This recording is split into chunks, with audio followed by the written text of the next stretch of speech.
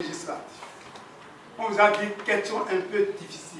Là, il faut faire preuve d'intelligence. Le collège professionnel d'apprentissage des sourds-muets accueille une série de mini-ateliers sur la démocratie. Au total, près d'une cinquantaine d'élèves, filles comme garçons âgés d'au moins 18 ans, sont sensibilisés, formés et outillés sur les comportements à adopter pour être un bon citoyen. Nous avons étudié beaucoup, par exemple, la démocratie, les institutions, justice, le pouvoir législatif, beaucoup de choses pour cette journée.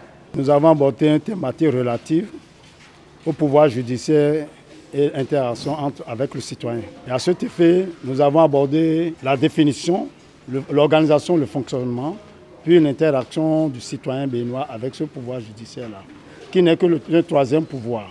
Et comme je l'ai si bien expliqué aux élèves, le peuple n'a jamais élu les membres du pouvoir judiciaire. Ça constitue le sujet de réflexion tout à l'heure, mais le peuple élit le pouvoir, le responsable du pouvoir exécutif et les membres du pouvoir. Le suivi sera constaté quand nous aurions effectué l'évaluation formative pour constater par nous-mêmes s'ils ont bien compris. Une initiative du Social Watch Bénin avec l'appui financier et technique du département d'État du gouvernement des USA. Objectif premier, permettre aux apprenants cibles de sensibiliser leurs pairs sur les actes de civisme. L'objectif de cette activité est d'amener les enfants non seulement à connaître les institutions de l'État, apprendre à comment interagir avec ces institutions.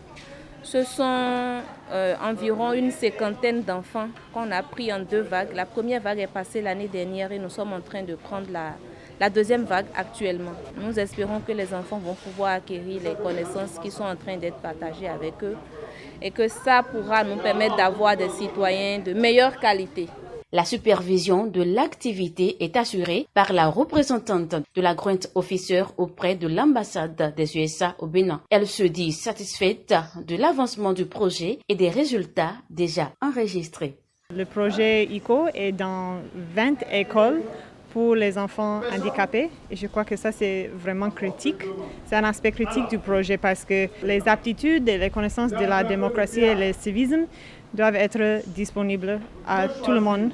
Particulièrement au Bénin, ça doit être disponible pour tout le monde. Et je trouve que les élèves sont motivés, leur maître aussi et leur enseignant est motivé aussi et sont déjà sur le bon chemin. Débuté en 2021, les mini-ateliers de la démocratie dans les lycées, collèges et écoles spécialisées pour les personnes en situation de handicap auditif avaient permis de former 20 jeunes anciens bénéficiaires de ADEMO et 25 enseignants du secondaire. À l'issue de la présente formation de rattrapage, un rapport d'activité est attendu.